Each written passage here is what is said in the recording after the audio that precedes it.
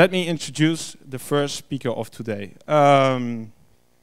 This is actually the guy who's doing breakthrough thinking at Vodafone. I think 2 or 3 years ago, he was the man that was on the team who came up with eventually what turned out into Vodafone 360, which you've been hearing about. He's the director of marketing of Vodafone Internet Services, and we're extremely proud to have him on stage today because this is a unique story that hasn't been told here in the Netherlands before. So I'd like to welcome Bobby Rao.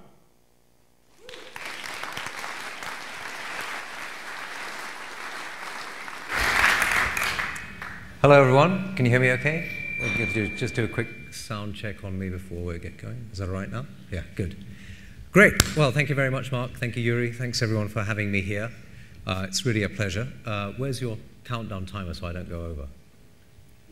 I'll leave that to you, if I go over. Just pay attention to me. All right, excellent.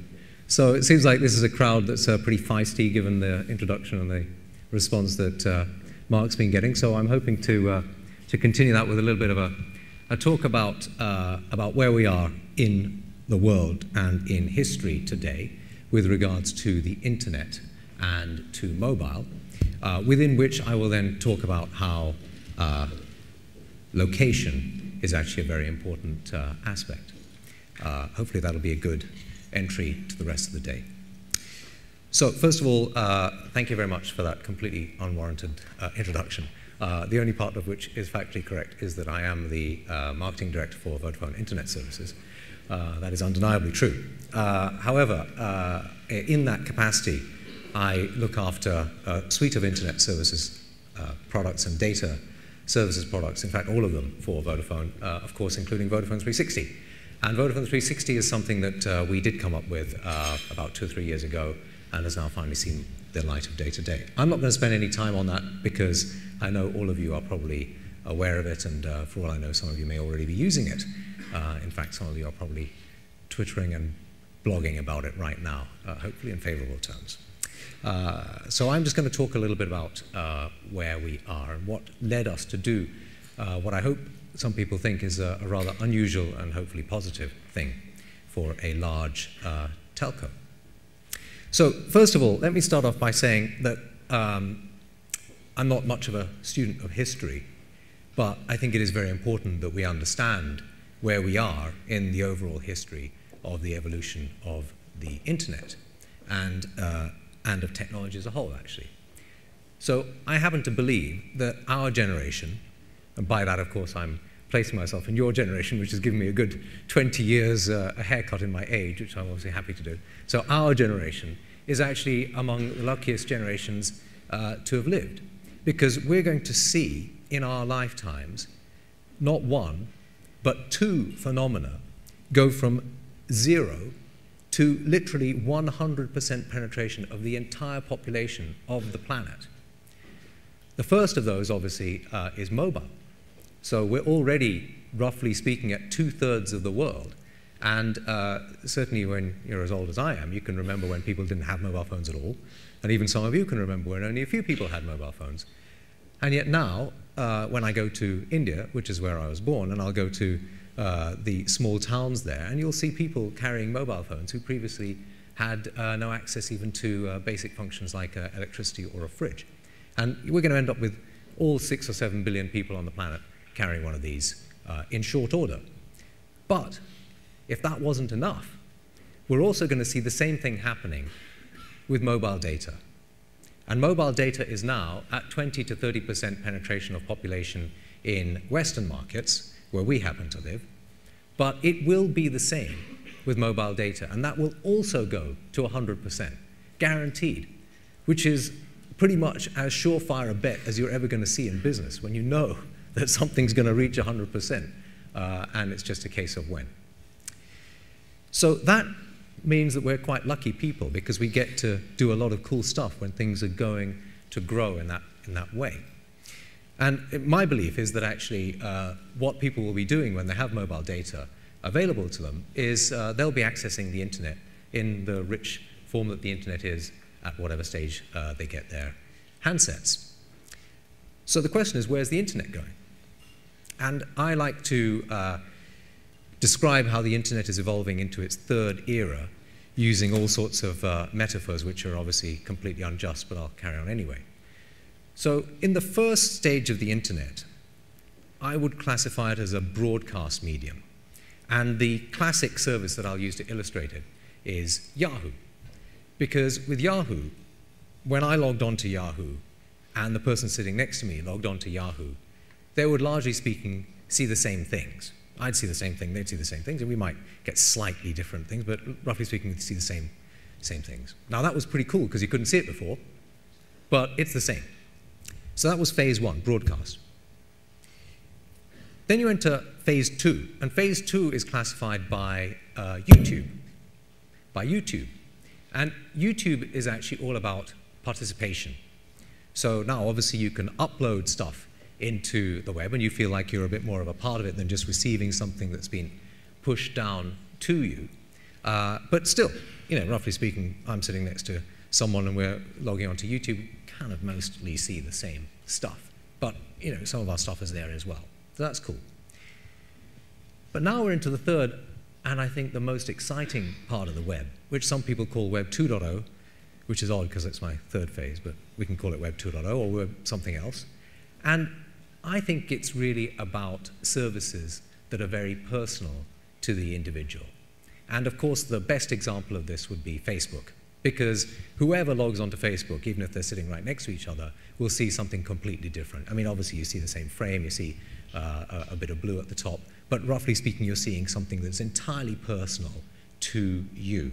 And that's what I think really embodies the future of the internet, which is services that are intensely personal to the individual who's consuming them, wherever they are and whoever they are and whatever time they're doing it. So if you take what I've just said about the fact that mobile data is going to be something that will reach 100% penetration of the planet, and you take the fact that internet services, and through mobile data, people will be accessing internet services, and then you say that internet services are growing to become more and more personalized, the question is then, you know, what type of services will you need, and who is best placed to offer those services? Well, I would say that to offer highly personalized services, the first thing you need, by definition, is to know something about the person. You have to know quite a lot about the person to actually make it very personalized. So of course you need to know, roughly speaking, who they are. Are they a man or a woman? That usually helps. What rough age are they? That usually helps. You need to know, I would say, where they are. I think where they are is as important as who they are in some ways. You need to know who they know sometimes. You need to know what they like. And you need to know what they've done. Now, all of this information belongs to only one person. It belongs to that person. So you have to respect privacy. And you have to know that the person who you're talking to or offering the service to is okay with you using some of this information. But assuming that's the case, you then have the basis to form highly personalized services that are relevant to each individual. So it's with that thought process in mind that certainly we embarked on this journey on Vodafone 360, which is all about highly personalized services that take advantage of who you know, where you are, what you know, etc. And I'm not going to go on about 360 and all the things it can do and all the things it will do, but I wanted to give you this context so you understand why it is that we care so much about your address book on the phone, because that's the most important social network in your life. And when we know that and we can mash up all your other social networks, we can then use that as the basis for mashing up all sorts of other services, because then whatever else you're doing can be mashed up with who you know, which we think is a pretty important thing. Which is why we care a lot about mapping and where you are. Because actually then, when you know where you are, you can easily mash up a whole bunch of other services with where you are.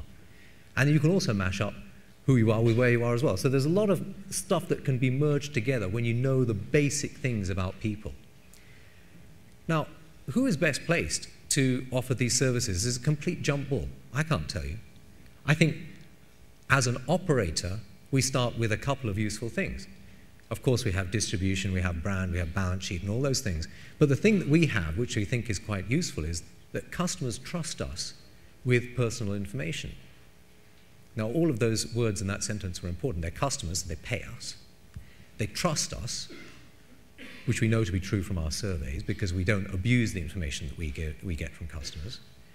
And they do give us information.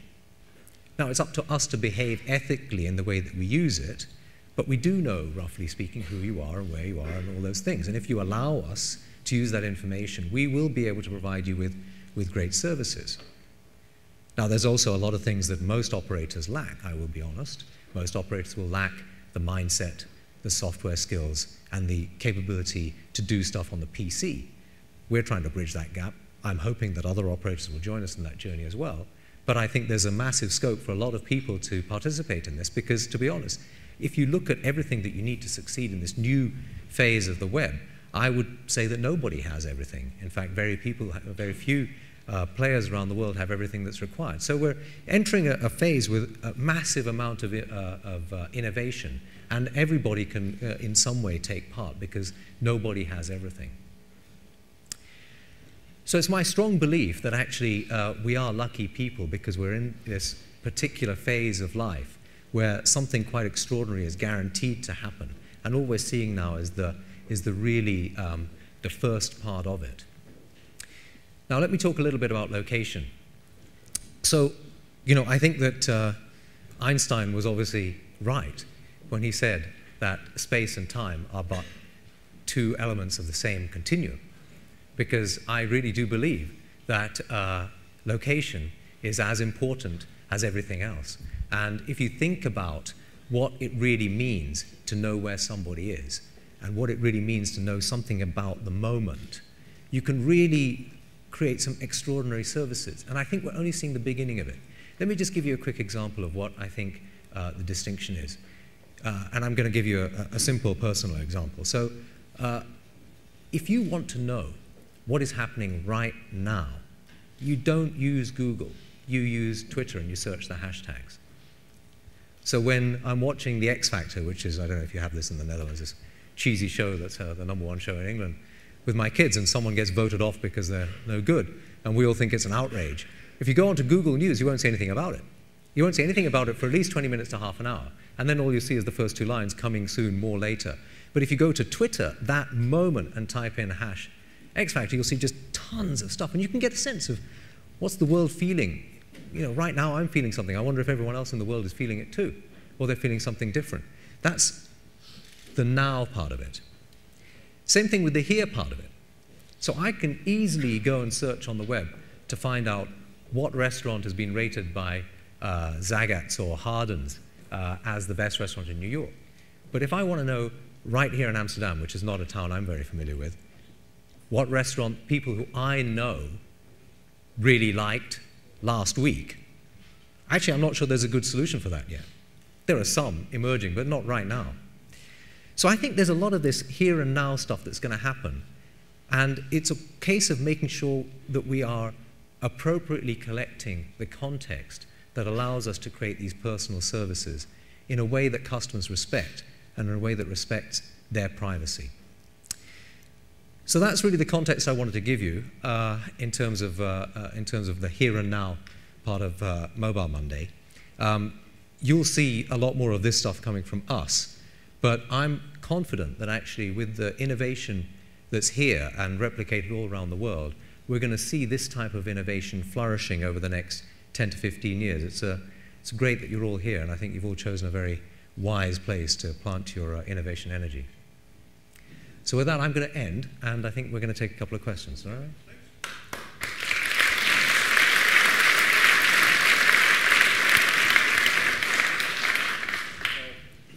Is this on? Yeah. How about that for an opening? Thanks. We'll do a round from the audience, one question and a question through Twitter. Let's start with the audience. Yuri, do we have anyone there? Steven. Hello.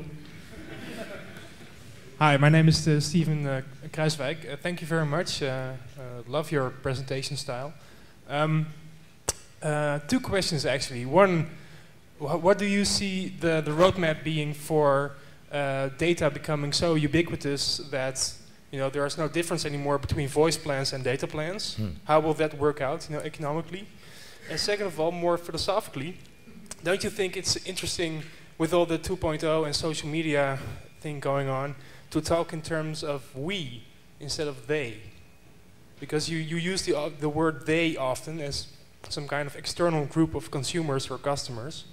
But my thing has been, isn't that a logical step to take it further into a we situation? Yeah. Thank you. Well, let me take the second one first. It's a discipline that I apply, because if you use yourself as a consumer as the example too often, you'll end up designing something for old middle-aged farts. So I try to keep the actual customer in mind. But it's a good point. Sorry? No, it's not different. He's absolutely right. But I'm just trying to make the distinction that sometimes you can very easily slip into in marketing calling yourself a consumer, saying, well, actually, what I do is this, but actually that's not really what the rest of the world does, because we're a kind of unusual group of people. But you're right. In terms of the first question, well, look, in the end, voice is another application that runs on top of a network. We happen to use circuit switched. You can use any underlying technology. Frankly, customers don't care as long as they're able to make a voice call. The only thing that has to happen is that someone has to make enough money to cover the cost of running the network.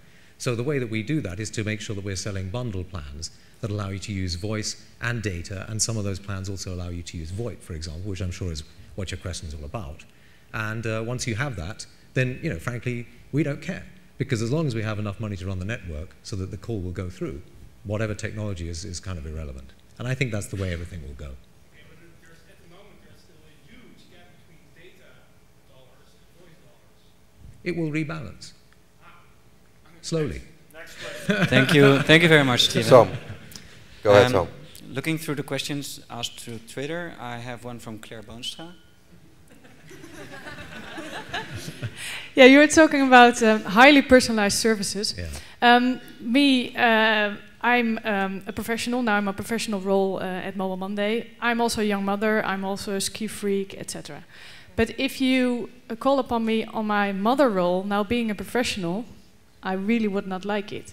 So shouldn't the data be really suited to the context more than just personal? Well, I think that what you've outlined is that there's an important piece of context that we need to understand about you if we were offering services to you, which is, are you in mother mode or ski freak mode or professional mode at the time? And if we get that wrong, or you don't let us know ahead of time which one of those modes you happen to be in, we're going to annoy you. So when you're skiing, you don't want to receive a work email. When you're putting the kid to bed, you don't need to be receiving some offer about some music. So we need to know that about you, and it's hard for us to guess it unless you actually provide it to us. But it's important, this sort of context, the nuances that you need to be able to offer these services. And how will you do that? How will we do that? Well, I think it's not that difficult. Services are available, handsets are available, websites are available where you can actually toggle that. Now, what gets awkward is if you expect it to happen automatically. And I think we have to tread that balance very carefully, because when we try and guess which mode you're in, we can get it wrong. So I think there has to be a bit of customer participation. But again, when I talk about the 3 phases of the web, the second phase was around participation. And I'm pretty confident that people are going to get more participative. Right now we have this imbalance where something like 5% of all Twitterers contribute 95% of all the content, and something the same with Wikipedia and YouTube. I think that will grow. It's a generational thing. People get more used to being participative rather than just passive. So it may not happen for us, but we will observe it happening in our lifetimes. Okay, anyone from the audience? Questions? We'll leave it at that. Okay? All right. Thank you again.